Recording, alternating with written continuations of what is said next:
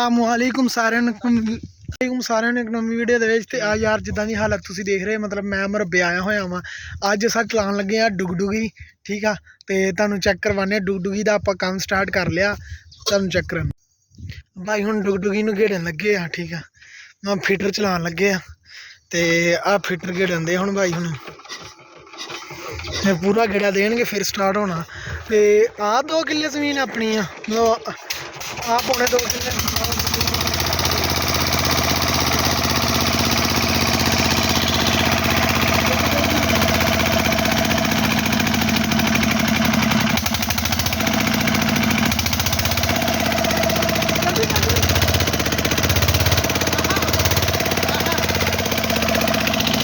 Sound दस्यो कैसा वा।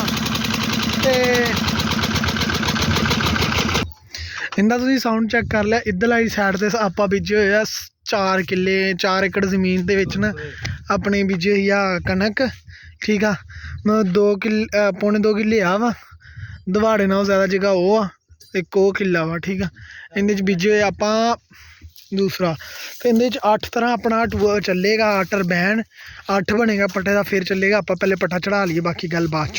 इस तरह पट्टा चलता वा, देखो, ठीक है।